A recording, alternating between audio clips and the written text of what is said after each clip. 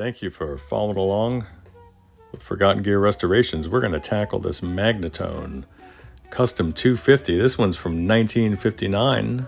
Full 9-pin setup all the way across. We're going to do a cap job. We're going to make better use of the extension speaker jack. A lot of general cleanup, cabinet maintenance, the whole thing. We're going through the entire thing from input to output. We're going to make sure it's right. Again, don't forget to like and subscribe. Have a great evening. All right, Eric, real quick.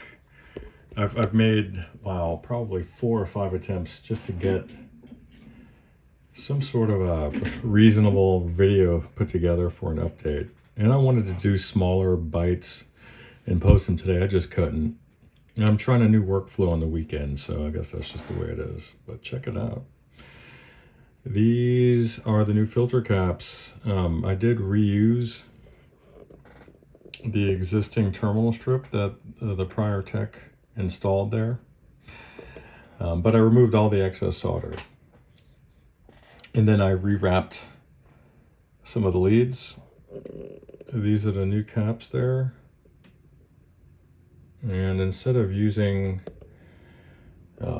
where's it at? I think I threw it away. Yeah, he put like a crimp terminal on his transformer mounting bolt. I removed that and put the original hardware back. And I made chassis solder joints. This little joint here is actually the termination of this physical cathode end, just joining the chassis, as it should. As you can see, I scraped away everything that needs to be scraped away, but I need to get in there with a toothbrush and some isopropyl alcohol to really clean it out. And that's what it deserves. That's what it's going to get. And then there's a chassis solder joint for your negative on that, rather the ground lead on that new power cord. So that's some of the wiring there. And again, one of the things that's kind of bothering me is that the beautiful little Magnatone jewel lens cover here isn't illuminating as I would like it to. And that's mainly because of the geometry of this bracket here. As the filament of the bulb is being placed outside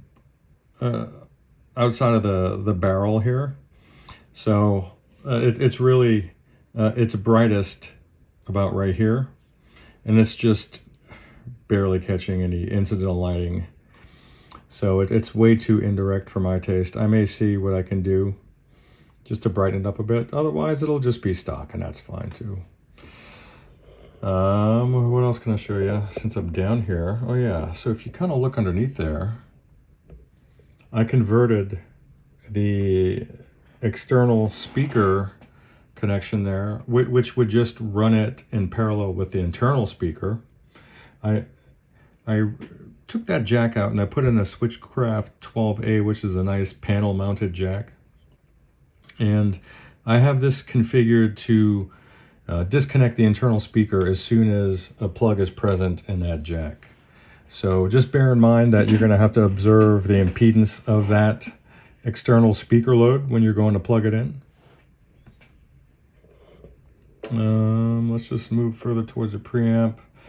That blue cap here in sort of the foreground is your new bias filter cap. And then moving over, I measured and tested all of these caps here. It's just a molded cap farm.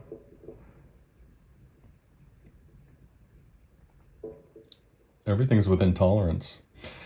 And it sounds great, I gotta tell you. I cleaned out all the pots, I fixed a couple of kind of suspect solder joints there.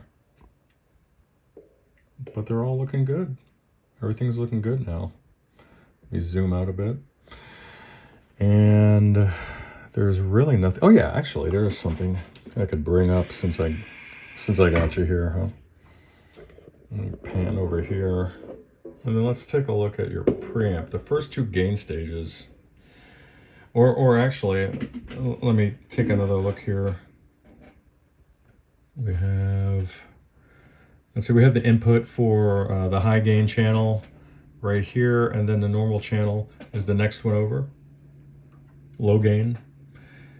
In either case, both of them, and let me make sure that's a 12AX7, and it is, both of them have their first two gain stages completely unbypassed on the cathode. So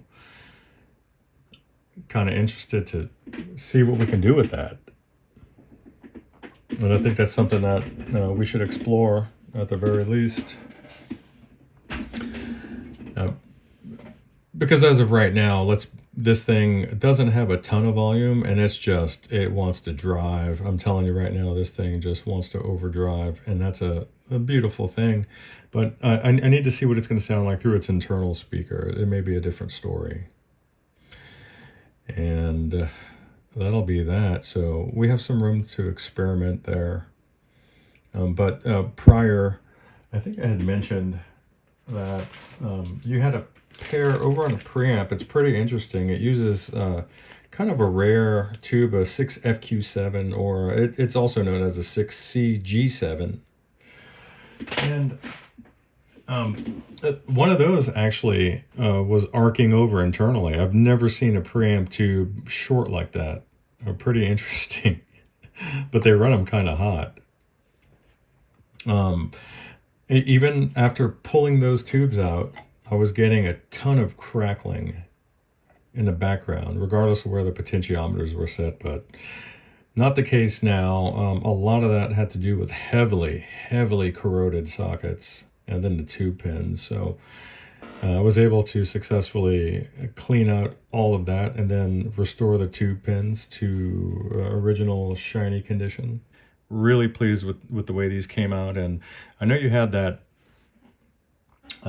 what's that company, the Hamfest, it's escaping me right now, but I know you had that one waiting in the wings for this, but you know, damage was already done with the guy, you know, putting a bolt through the chassis here, and it's not a sin to do that. So I just decided just to add one right here, and now you have a proper filter pack setup where you can ground them as you wish just to reduce background noise, and it's a lot more orderly and easier to service. And then you know, we're just gonna make the best out of that, and you know, from the rear it looks factory. All right, so it's really hard to appreciate because I haven't filmed everything with this amp. I haven't had the opportunity, but I have been working on it, and the fan is going off in the background because we have some fumes in here, a lot of solvents. I cleaned up and straightened out and cleaned the pins on these tubes here, including the envelopes there, without destroying any of the silk screening, which can be kind of tough, especially on these old Amperex ones. This is actually a English one, not one of the ones from Holland. This amp is a 1959. The Schumacher's from 59, and this guy is as well. Let's see, what else can I show you? Dude, these sockets are pretty much immaculate now. It's just hard to really see. But there was so much. I mean, this is one of the final napkins when I was cleaning them out, but it's just spotless now. Your original tubes here, and for you guys who don't know, these are 6C G7s. This is a tube that I have not encountered in the wild. And that's part of the marvel of these old 50s amps, because they were still running the Noble tubes all the way across in some of the higher end models. And that's kind of what we're looking at here. These guys had internal shorts, so I'm really glad that you included some spare tubes. Okay, Eric, so wow, what a battle. What a battle. Oh God. So all I've got to do now is just clean up the faceplate, and then make a couple repairs on your cabinet. You have a split cleat. You have some reamed out holes for mounting this chassis, and the back panel as well. So that's not a big deal. that's something I can do tonight, and then by tomorrow morning it'll be right.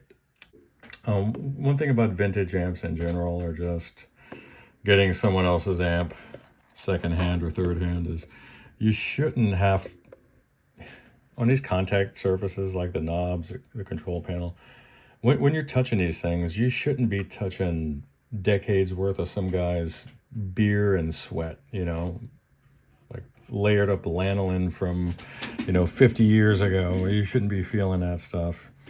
It should just be nice and clean. It should kind of be new. And that's the level that I brought this to with respect to that. You don't go too far where you destroy the finish, but that's that. There's that remote speaker jack I was referring to earlier. Again, when you plug in here, it's going to disconnect the internal speaker, and then you'll be running out of the external. Pretty cool.